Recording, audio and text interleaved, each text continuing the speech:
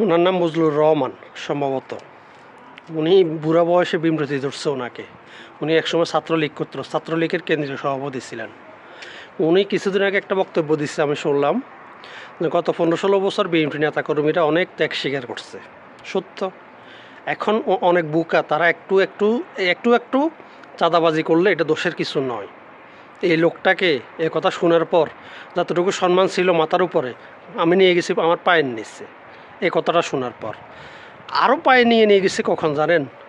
ওই দিন উনি বলতেছে এই মিজানুর রহমান আজারি সাহেবের মাহফিল নিয়ে, কয় যে রাতের বেলা কিসের মাহফিল? একজন মুসলমান হয়ে সে বলতেছে রাতের বেলায় কিসের মাহফিল? মাহফিল করতে রাত আর দিন লাগে? যেই আল্লাহ দুনিয়া, যে আল্লাহ জমিন, তার কথা বলবে, তার কোরআনের কথা বলবে, তার রাসূলের কথা বলবে, সেখানে দিন আর রাত। সে উদাহরণ দিচ্ছে পৃথিবীর কোন দেশে আছে রাতের বেলা মাহফিল। এখন এই লোকটা আসলে মুসলমান কিনা তাও নিয়ে আমার সন্দেহ আছে। এখন ওর বয়সও হয়েছে, এখন হয়তো বয়স হলে মানুষের বিমৃতি ধরে। উনি ডাইপার পরে অত চলাফেরা করে, হয়তো নিচে জড়তেও পারে, সেটা তো বলা যায় না। ওনাদের তো এই বয়সে এরকমই হয়।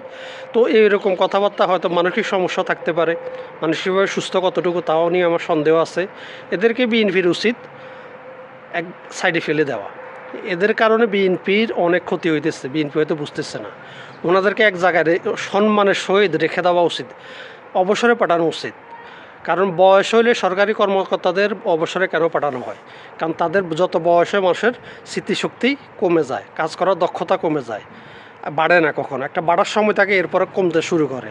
তো ওনাদের এখন কমে গেছে। এখন কি বলে আবুল তাবুল নিজেও জানে না। যেমন আওয়ামী লীগের অনেকগুলো বলতো এরকম, হাসা মাহমুদ, আবাদুল কাদের। এখন ওনার অবস্থা এটা হয়েছে।